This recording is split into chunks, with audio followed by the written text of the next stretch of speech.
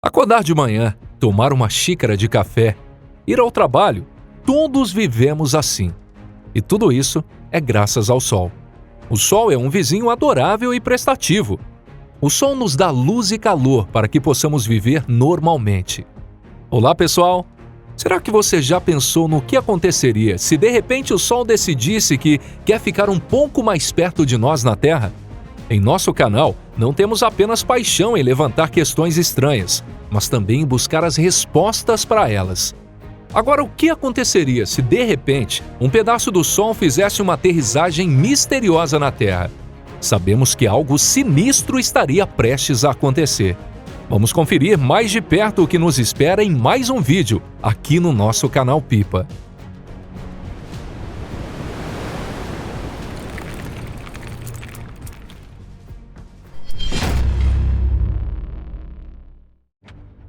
A estrutura do Sol. Qual é o aspecto desse pedaço de matéria? Estamos acostumados a classificar toda a matéria na Terra em 3 estados: sólida, líquida e gasosa. No entanto, a substância que forma o Sol não é nenhum desses 3 estados, mas sim o plasma. Na verdade, é uma lama espessa ultraquente, na qual os núcleos e os elétrons dos átomos são separados devido ao alto calor e voam de um lado para o outro. O Sol é uma enorme esfera quente cheia dessa lama. Vamos verificar. O Sol é uma estrela da classe das anãs amarelas. Sua temperatura na superfície é de cerca de 6.000 Kelvin. É mais quente do que você possa imaginar, mas ainda não é nada como as estrelas mais brilhantes e quentes do universo. Então o Sol é basicamente uma lareira gigante, mas produz seu calor a partir do hidrogênio e não da madeira. Na parte central do Sol, os átomos desse elemento químico colidem uns com os outros para produzir hélio. As estrelas perdem massa e criam enormes quantidades de energia através das reações de fusão termonuclear. Você se lembra da fórmula E igual mc2? É por isso que esse reator em escala cósmica produz calor a partir de seu próprio núcleo central. Quanto mais próximo do núcleo central, mais alta fica a temperatura. O hélio e o hidrogênio estão em diferentes estados sob diferentes condições. Por isso, a estrutura do Sol é sobreposta em camadas como uma cebola. Cada camada tem suas próprias características. Em outras palavras, é importante saber qual parte do Sol trazer para a Terra. Agora vamos analisar. A estrutura do Sol pode ser dividida em 2 camadas principais: a camada interna e a camada atmosférica. São 3 camadas no interior: o núcleo central interior, a camada radioativa e a camada convectiva.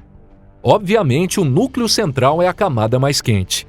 No núcleo central acontece uma reação de fusão termonuclear de 620 milhões de toneladas de hidrogênio por segundo. Isso é o suficiente para que o calor irradiado e a luz percorram 695.700 quilômetros do centro do Sol até a superfície e irrompam nas camadas externas. O núcleo central é incrivelmente denso, sendo apenas cerca de 1% do volume total.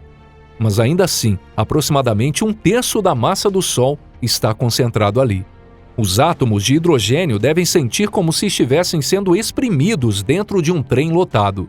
A energia liberada do núcleo central se transforma em fótons, que passam através da camada de radiação. Os fótons estão tentando sair para fora. As partículas de matéria absorvem os fótons e disparam novos fótons de luz, mas em direções diferentes. Assim, os fótons continuam a saltar de partícula em partícula até o momento em que encontram uma saída para esse labirinto sem fim. Alguns fótons, com sorte, passam para a camada seguinte, enquanto outros retornam para o núcleo central. Os fótons emitidos novamente a partir do núcleo central começam sua jornada novamente. Tente imaginar, os fótons podem chegar a percorrer a camada de radiação por milhões de anos. A boa notícia é que a camada de convecção é um pouco mais larga.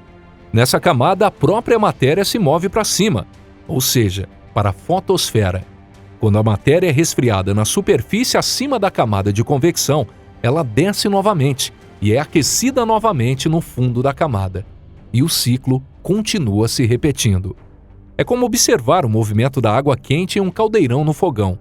E esse ciclo de material ocorre de forma séria, metódica e seguindo o mesmo caminho. Essa é a célula de convecção. Finalmente chega a camada atmosférica do Sol.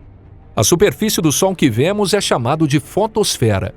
A fotosfera tem um padrão de bolinhas pequenas e grandes. Esses grãos são a parte mais alta das células de convecção em que a matéria circula. O Sol emite luz a partir dessa camada.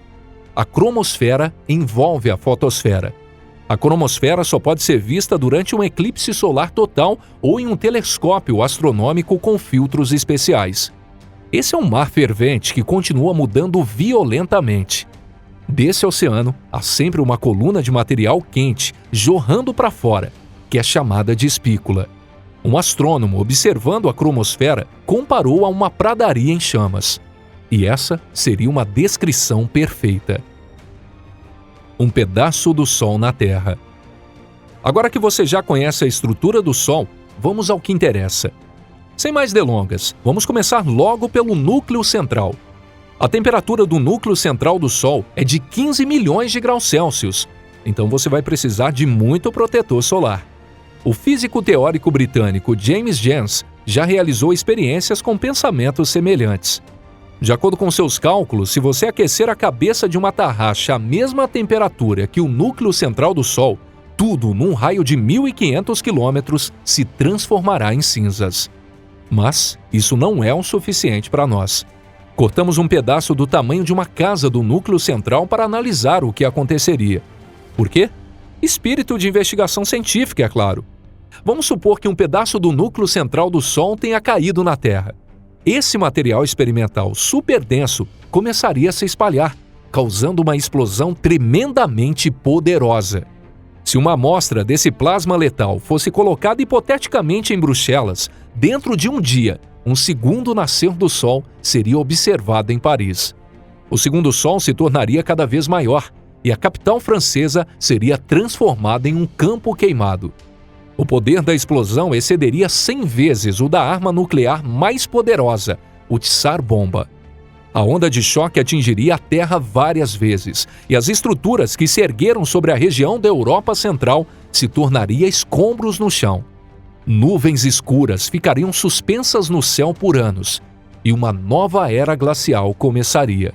Por outro lado, não teríamos que nos preocupar com o aquecimento global.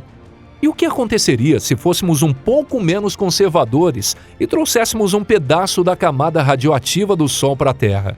O plasma na camada radioativa não é muito quente. São apenas 2 milhões de graus Celsius. Teria uma forte pressão sobre esse material, mas assim que ele caísse na Terra, essa pressão desapareceria. O plasma causaria uma explosão do tamanho de uma bomba de hidrogênio e se espalharia rapidamente, levando a cidade infeliz na qual realizamos nosso experimento catastrófico às cinzas. Então, o que aconteceria com um pedaço de fotosfera? Sem dúvidas, o nosso destino poderia ser mais favorável. Isso porque a temperatura mais alta da fotosfera é de apenas 5.000 graus Celsius.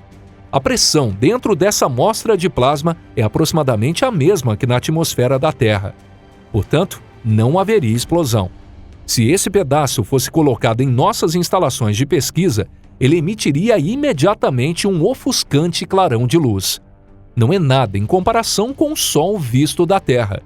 Essa energia, equivalente a 25 quilos de TNT, causaria um grande incêndio que engoliria a instalação de pesquisa. Agora que toda a área foi extinta, vamos ver o que aconteceu com os pedaços do Sol? Mas não existe mais nada. O plasma já esfriou e se transformou em gás e está subindo sobre as ruínas das instalações de pesquisa. A última amostra que pode ser trazida do Sol para a Terra é um pedaço da cromosfera. A temperatura da cromosfera varia de 6.000 a 20.000 graus Celsius. Como eu disse, a cromosfera é uma camada fina de gás que envolve o Sol. Por isso, é invisível aos nossos olhos. A cromosfera é muito mais fina do que a atmosfera da Terra. Por esse motivo, assim que um pedaço da cromosfera fosse colocado sobre a Terra, ele seria submetido a uma forte pressão da atmosfera e haveria uma explosão. Como resultado, tudo o que está por perto seria atingido pela onda de choque. Isso estilhaçaria os óculos de nossos cientistas desprevenidos quebraria seus ossos e danificaria seus órgãos internos. Olha, eu sinto muito, mas teria sido merecido. Bom, pessoal, o nosso vídeo fica por aqui. Isso é tudo por hoje. Muito obrigado por assistirem ao nosso vídeo. Se for uma catástrofe como essa, é melhor que o Sol fique bem longe de nós. E fico feliz que o teletransporte ainda não tenha sido inventado. Seria um desastre se pudéssemos transportar livremente objetos do espaço que causam destruição. Que o Sol nos abençoe com calor e luz de longe lá no céu. Um forte abraço e até a próxima. Tchau, tchau.